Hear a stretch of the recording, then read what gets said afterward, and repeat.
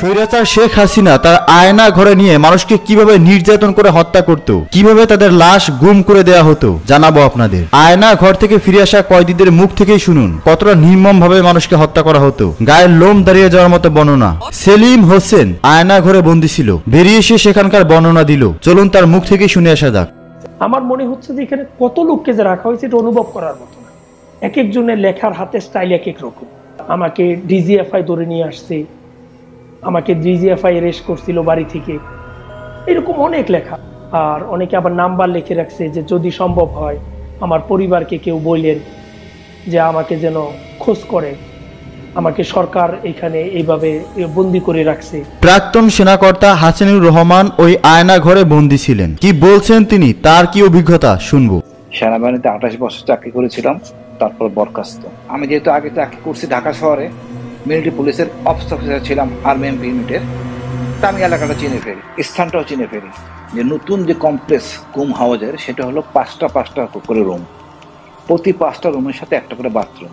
যেই পাশে আমি ছিলাম, অর্থাৎ পশ্চিম পাশের 5টা রুমের সাথে যেই বাথরুম, সে বাথরুমে 2টা প্যান আছে, একটা লো প্যান, একটা হাই কমোড। আমি হাই কমোডের উপরে উঠে একজস্ট ফ্যান দিয়ে বাইরে তাকাই, আমি দেখতে পাই পুরান বিল্ডিং এবং আমি চিনতে পারি মোটামুটি এর এলাকাটা কোনটা। এটা হলো সম্পূর্ণ কমপ্লেক্সটা হলো উত্তরে 14তলা বিল্ডিং, দক্ষিণে ম্যাচ বি, তার মাঝখানে হলো একটা মাঠের মাঝখানে। এর ঠিক পূর্ব পাশে হলো লগরিয়া হেডকোয়ার্টার, স্টেশন হেডকোয়ার্টার, এনসির অফিস।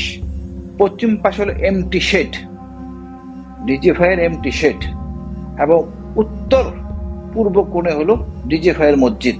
এই গুম হাউসটার ছদ্ম নাম হলো আয়নাঘর। আয়নাঘরে বন্দী শেখ মোহাম্মদ সেলিম হোসেন আর কি বলছেন শুনবো। ফ্যান বন্ধ করলে আপনাকে আরেকটা জিনিস বলি, অনেক লোকের কান্নার শব্দ আসে, কিন্তু ওইটা ফ্যান ছাড়া থাকা অবস্থায় বোঝা যায়। ফ্যানটা বন্ধ করলে কান্নার শব্দ শুনতে পাই। আর যখন টয়লেটে নিয়ে যায় তখনও ওনাদের কান্নার শব্দ শোনা যায় না। কারণ হলো ওই সময় আপনার ফ্যান বাইরে আপনার রুম থেকে যখন আমাদেরকে বের করতো চোখ বেঁধে, ওইখানে শব্দটা আরো বিকট হইতো। ভাবুন, শব্দ যাতে বাইরে না যায় তার জন্য বড় বড় নাকি ফ্যান লাগানো ছিল। আরো একবার শুনুন আয়নাঘরে বন্দী হাসিনুর রহমান কি বলছে এই বিষয়ে। কোনো কিছু যাতে শোনা না যায়, ভিতরে কোনো শব্দটা বাইরে না যায়, বড় একজস্ট ফ্যান ইউজ করে, খুব বড় বড়। যেমন ওই প্রতি 5টা রুমের সাথেই 2টা একজস্ট ফ্যান, অর্থাৎ ওই 10টা রুমের সাথে 4টা একজস্ট ফ্যান, যাতে কোনো শব্দ ভিতর থেকে বাইরে না যায়, বাইরের শব্দ ভিতর থেকে ভিতরে না আসে। ভেতরে ঘরে নাকি কোনো জায়গা নেই, কি বলছেন শেখ মোহাম্মদ সেলিম হোসেন। ওই রুমটা আপনার খুব ভিতরের জায়গাটা সম্ভবত 10 ফিট স্কোয়ার হবে, খুব উঁচা। আর রুমে আপনার কোনো জানালা নাই, একটাই দরজা, আপনার একটা গ্রিলের দরজা আর একটা কাঠের দরজা, একটা এক্সজস্ট ফ্যান আছে উপরে, আর উপরে একটা মাত্র লাইট ছিল একেবারে উপরে ছাদের মধ্যে। এই আয়নাঘরের উচ্চতা কত, এই বিষয়ে কি বললেন হাসিনুর রহমান শুনুন। 16 রুমের কমপ্লেক্সটা খুব পুরনো আমলের, অনেক পুরো। আমি 90 সালে ছিলাম আর্মি এমপিতে অফিসার হিসেবে, তখন আমি এটা এরকমই দেখি। এটা উচ্চতা 18 ফিট, দেওয়ালগুলি মসৃণ, প্রত্যেকটা রুমের সাথে একটা করে লাইট আছে এবং একজস্ট ফ্যান আছে একটা করে। এর পার্থক্য হলো নতুন রুমের সাথে এটার বড় বড় মোটা মোটা শিক, যেটা নতুন রুম করা হয়েছে তার শিকটি একটু তুলনামূলকভাবে চিকন, লোহার দরজা, তারপরে হলো আপনার বড় কাঠের দরজা মাঝখান দিয়ে আছে আপনার ছিদ্র, যা দিয়ে দেখা যায় ভিতরে কে কি করে বা কি করতেছে ইত্যাদি। আয়নাঘরে বন্দী শেখ মোহাম্মদ সেলিম হোসেন তিনি বলছেন একেবারে সকালবেলা চোখ বেঁধে জমটুপি পরিয়ে জিজ্ঞাসাবাদের জন্য নিয়ে যাওয়া হয়। শুনুন তার মুখ থেকে। তো সম্ভবত একেবারে সকালবেলা ফজরের সময় মনে হয় ওনারা আমাকে ওইখান থেকে চোখ বেঁধে জিজ্ঞাসাবাদের জন্য নিয়ে যাওয়া হয়।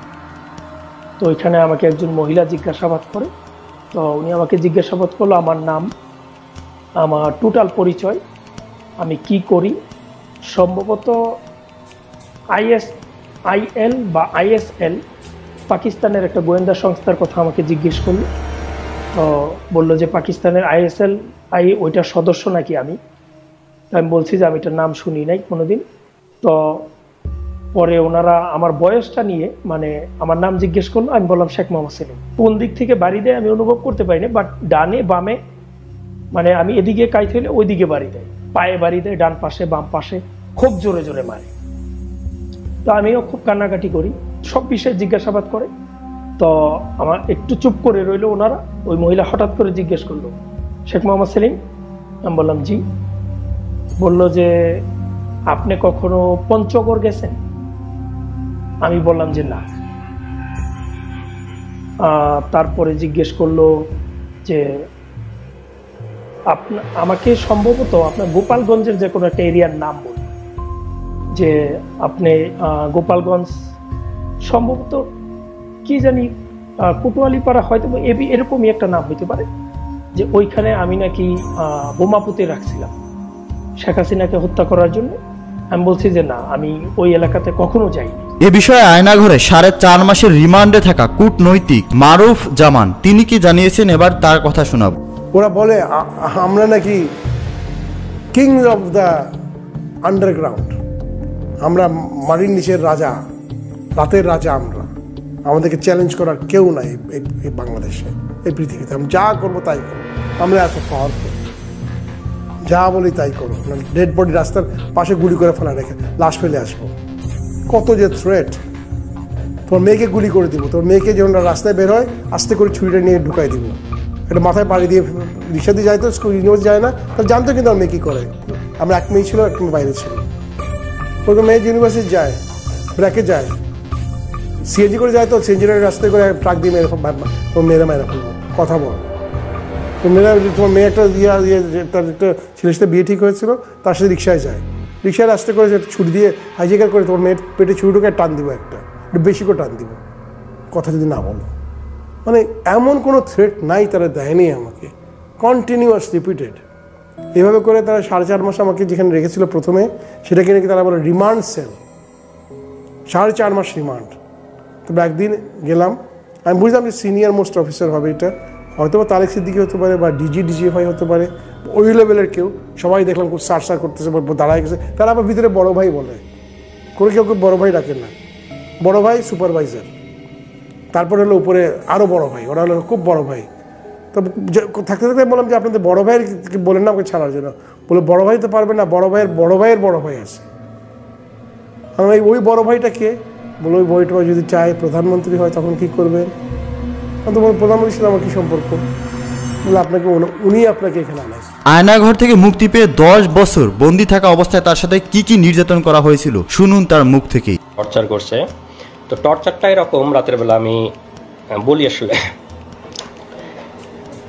ওই দিন রাতে আমাকে চোখ বেঁধে ওদের আবার রুমে নিয়ে যায়, মানে দিনে চোখ খোলা ছিল, রাতের বেলা চোখ বাঁধা অবস্থায় আবার রুমে নিয়ে যায়।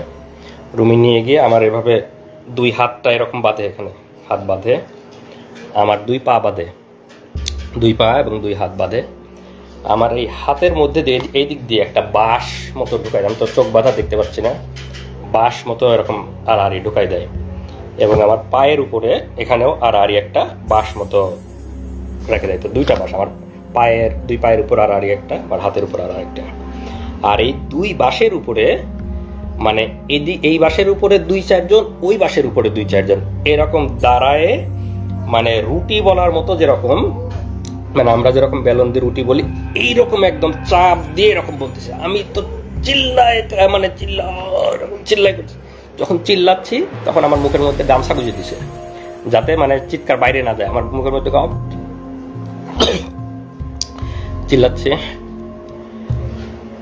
পরে